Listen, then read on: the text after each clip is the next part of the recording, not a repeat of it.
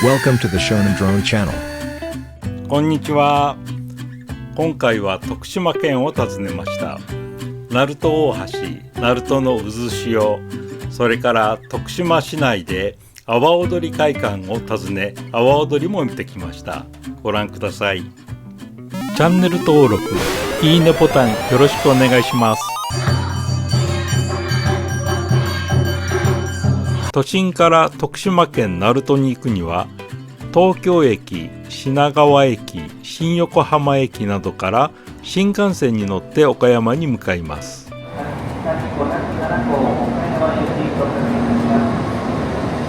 現在車内販売をしていませんので、駅弁は新幹線に乗る前にホームにあるキオスクなどで買っていきましょう。岡山駅に着いたら JR 快速マリンライナーに乗って高松に向かいます。アンパンマンの作者柳瀬隆さんは四国高知県の出身です。日程に余裕のある方は高知まで足を伸ばしてアンパンマンミュージアムを訪れることをお勧めします。この写真は以前僕が訪れた時のものですが、大変貴重な原画やさまざまなグッズがあり楽しめるミュージアムです。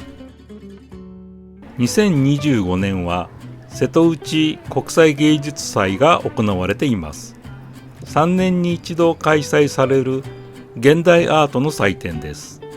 約3ヶ月にわたり春夏秋の3シーズンに分かれて瀬戸内海の島を巡りながらさまざまなアートを楽しめる魅力的な企画です。高松から JR 特急渦潮徳島行きに乗り換えます。徳島駅です。徳島駅からはレンタカーを借り車で向かいます。さっきまで霧雨だったので鳴門海峡は霧に包まれています。鳴門公園の駐車場に停めて事前に飛行許可を取っておいた孫崎灯台まで徒歩で向かいます。自然のエコーです。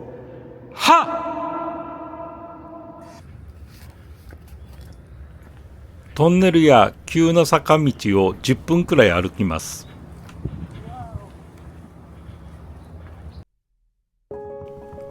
孫崎灯台に到着したらいきなり目の前に鳴門大橋が現れました。最高のロケーションです。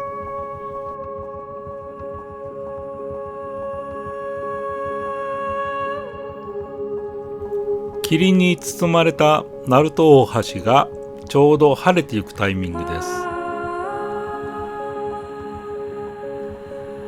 こういうタイミングは年に何度もあるわけじゃないなぁと思いながら飛ばしています。鳴門海峡は世界的に有名な渦潮だけでなく、時として発生する霧も特徴的な自然現象として知られています。この霧は特に春から夏にかけて発生しやすく、幻想的な風景を作り出します。霧に向かってドローンを飛ばしています。霧の中に入ってしまうと何も見えなくなるので、少し手前で行けるところまで飛ばすつもりです。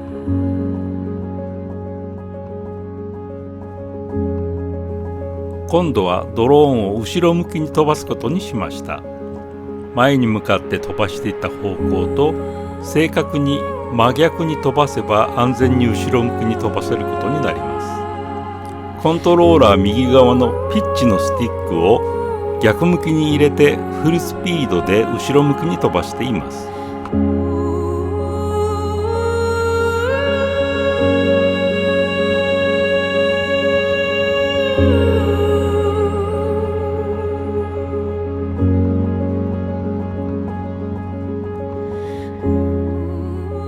暖かい湿った空気が水温の低い海面上に流れ込むと空気が冷却され水蒸気が飽和し霧が発生します。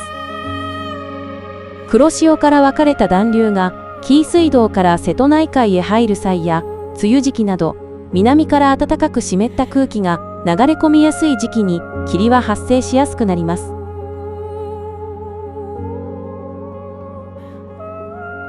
飛ばしている間にだんだん霧が晴れてきました。右手に鳴門市内が見えています。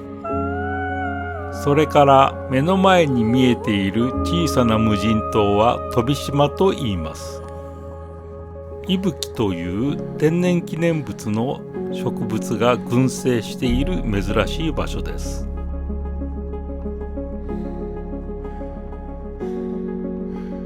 大鳴門橋は当初鉄道と道路の併用橋として計画されました。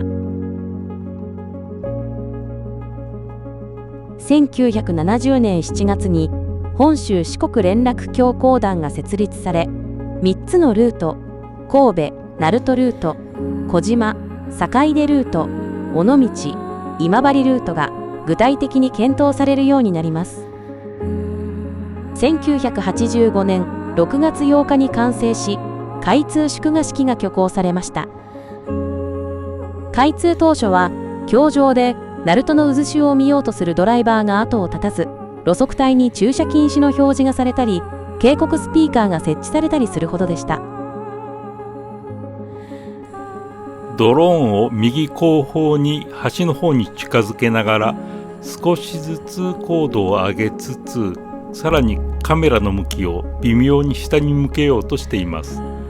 カメラの向きを調整するのは左手の薬指でやっているので、結構指がつりそうになっています。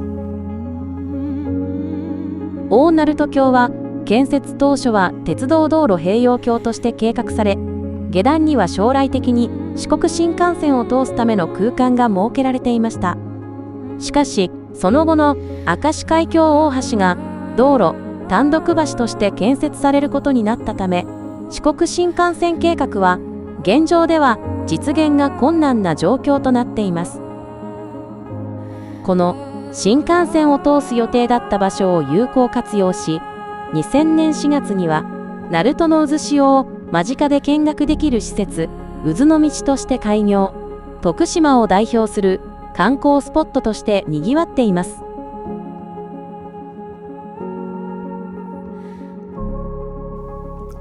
ドローンのバッテリー2本分飛ばし終わる頃には、鳴門海峡の霧はすっかり晴れてきました。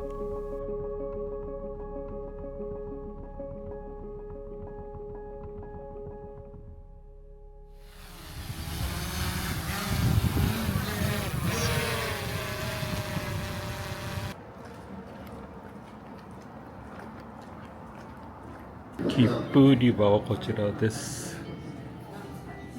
鳴門公園から少し戻った場所にあった渦潮汽船というところで渦潮観光することにしました。ここが一番小さな船で海面を間近に見れそうなので、この渦潮汽船にしました。防波堤に流木で組み上げられたゴジラがいます。さっきまでドローンを飛ばしていた孫崎灯台が見えます。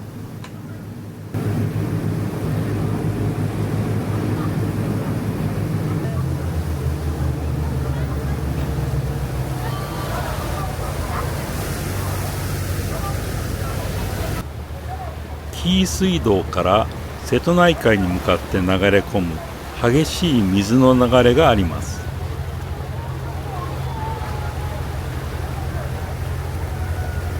船がエンジンを止めると激しい潮の流れに流されてしまいます。渦潮は常に同じ場所でぐるぐる巻いているわけではなく、満潮と干潮の前後数時間のみ場所を変えながら現れます。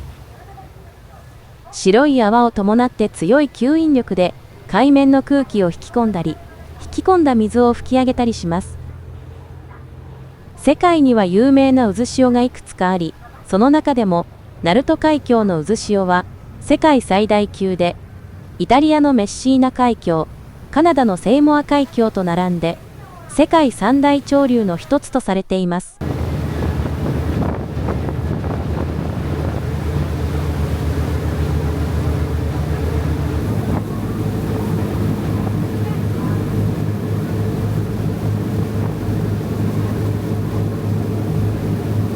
船着き場に帰ってきてナルトのお土産を売っていたので見ています。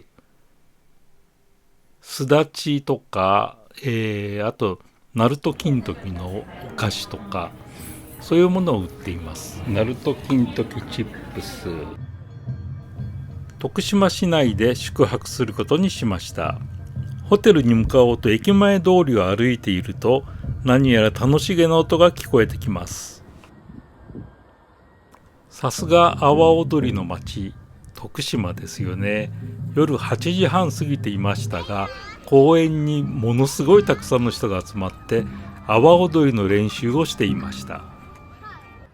徳島2日目、阿波踊り会館。ここから眉山という裏にある小高い丘に登るためのロープウェイが出ています。今回は阿波踊りだけを見ていく予定ですので、こちらの1300円のチケットを購入しました。1階の土産物売り場で藍染めを売っています。徳島の藍染めは日本を代表する伝統工芸の一つで、阿波藍の名で知られています。その深い青はジャパンブルーとも称され、世界的にも評価されています。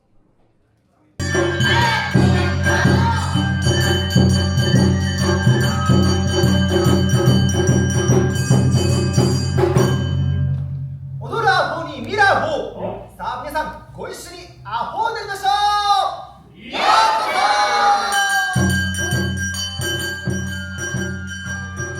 こ阿波踊り会館の2階で阿波踊りの公演が始まりました。阿波踊りは400年以上の長い歴史を持つ日本の伝統芸能です。1586年、徳島城、築城の祝賀として人々が無礼講で踊ったのが始まりと言われています。明治時代にはお盆以外にも祝賀行事などで踊られるようになり、阿波踊りという名称が定着します。1970年の大阪万博出演を機に見せる踊りへと変化し、連の規模が大型化。商店街の活性化策としても活用され、徳島市内だけでなく東京の高円寺など全国各地で大規模な阿波踊りイベントが開催されています。最初に様々な時代に伝承されてきた振り付けで踊ってくれます。次に現代の踊り方の基本を男踊り、女踊りといってそれぞれ男性女性の振りを教えてくれます。そして観客も一緒になってステージに出て踊るコーナーがあります。この日は九州から来た方、オーストラリア、台湾から来た方がベストダンス賞を受賞しました。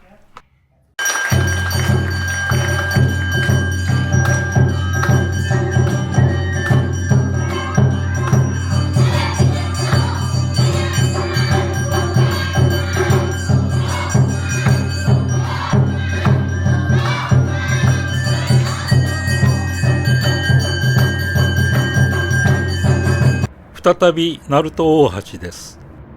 今日は比較的潮の流れが速い日です。